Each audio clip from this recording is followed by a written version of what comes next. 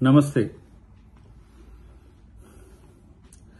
తెలంగాణ ప్రభుత్వం మీద కామెంట్ చేయడం అనేది ప్రతి ఓడికి ఒక పరిపాటి అయిపోయింది. మొన్నోడు, నిన్నోడు, నేడోడు అన్నట్టు పార్లమెంటు సాక్షిగా విజయసాయిరెడ్డి మాట్లాడిన మాటలు కనుక చూస్తే ఒక రాజకీయ అజ్ఞానిగా, మరి పెద్దల సభకు ఎట్ట ప్రాతినిధ్యం వహిస్తుండో నాకు తెలియదు, కానీ ఇంత అక్కసు తెలంగాణ ప్రభుత్వం మీద ఎందుకు? మోడీ ప్రాపకం పొందాలనుకుంటే, మోడీ కాడ మార్కులు ఎక్కువ వేసుకోవాలనుకుంటే ఏర్పడ్డ ప్రభుత్వాలను కూలగొడతామని చెప్పి నిండు సభలో మాట్లాడమా? నీకు ఏ రాజకీయ తెలివి ఉందో ఇప్పుడు అర్థమవుతున్నది. Chartered accountant turned political leader, లేకపోతే జగన్కు సలహాదారుగా ఉన్నట్టుగా ఉండి మారిన పొలిటికల్ లీడర్ లెక్క ప్రభుత్వాలు మారవు మిత్రమా. ఇలా షర్మిల అక్కడికి వచ్చి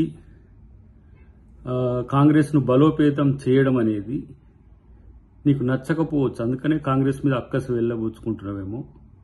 డెఫినెట్గా రేపు ఏ విధంగా రాజకీయంగా మీకు సమాధానం చెప్పాలనో కాంగ్రెస్ పార్టీ చెప్తుంది. కానీ కేసీఆర్తో అంటగాగుతున్న మీరు మీ అక్కస్ను వెళ్ళగక్కడం అనేది దేనికి సంకేతమో ఆలోచించుకో. చూడండి రేపు కాంగ్రెస్ పార్టీ ఆంధ్రప్రదేశ్లో ప్రజలు ఎట్లా ఆశీర్వదిస్తారో చూడండి. గతంలో మేము తెలంగాణ ఏర్పాటు చేయడం చాలా నష్టం జరిగిందని అనుకున్నారు, కానీ ఈరోజు విడిపోయిన తర్వాత మీ ప్రభుత్వాల వైఫల్యం వల్ల, గత ప్రభుత్వాల వైఫల్యం వల్ల ఆంధ్రప్రదేశ్ వెనుకబడిపోతున్న పరిస్థితి వచ్చింది. కానీ ప్రతిసారి విభజించడం వల్ల నష్టపోయినాం అంటే విభజించడం కాకపోతే మీరు ముఖ్యమంత్రి కదా మీ జగన్ గారు. ఇలా ఇంత పెద్ద పెద్ద ఆస్తులు పెరిగాయా? 4 లక్షల కోట్ల రూపాయల బడ్జెట్లు పెట్టుకుంటున్నారు ఒక్కొక్క స్టేట్. అంటే ఏంది? తెలుగోళ్ళ ఒక స్వావలంబన పెరిగినట్టే, తెలుగోళ్ళ అస్తిత్వం పెరిగినట్టే. ఆ మాత్రం కనీస రాజకీయ ఇంగితం లేకుండా ఇష్టం వచ్చినట్టు మాట్లాడుతా అంటే ఇలా మీరు రాజకీయ నాయకులు అనుకోవాలనా, రాజకీయ దివాలాకోరుతనం అనుకోవాలనా, లేకపోతే బానిసత్వంతో మోడీని జోకడానికి చేసిన కామెంట్స్ అనుకోవాలనా? మీరు ఆలోచించుకోండి. రేపటి రోజున తెలంగాణ కాంగ్రెస్ శ్రేణులు కూడా ఆంధ్రప్రదేశ్లో కాంగ్రెస్ పార్టీ బలోపేతానికి కృషి చేస్తాయి.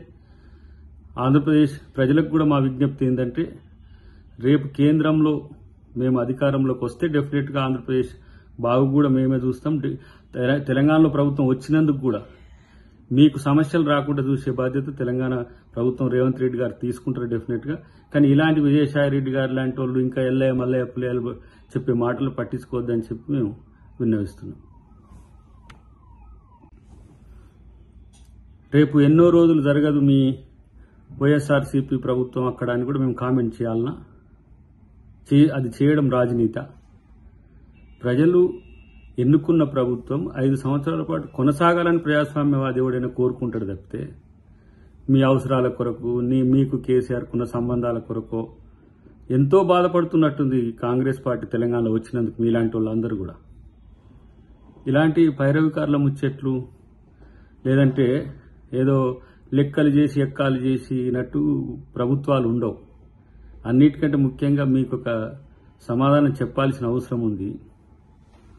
ఇలా మీరు రాజశేఖర రెడ్డి గారి వారసత్వం అనుకుంటా తిరుగుతున్న పరిస్థితుల్లో ఎవరికి మద్దతు చెప్తున్నారు? మీరు ఎవరి మోచేతి నీళ్లు తాగడానికి రాజకీయాలు చేస్తున్నారు?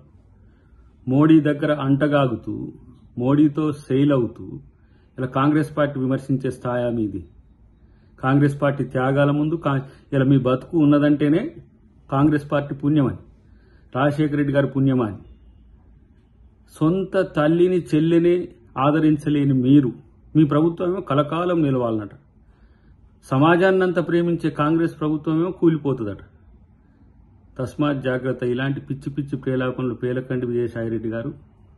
మీ వృత్తి మీద ఒక గౌరవం ఉన్నది, మీ వయసు మీద ఒక గౌరవం ఉన్నది, కానీ మీ మాటలు ఇంత లేకిగా ఉంటాయని మాత్రం నేను అనుకోలేదు.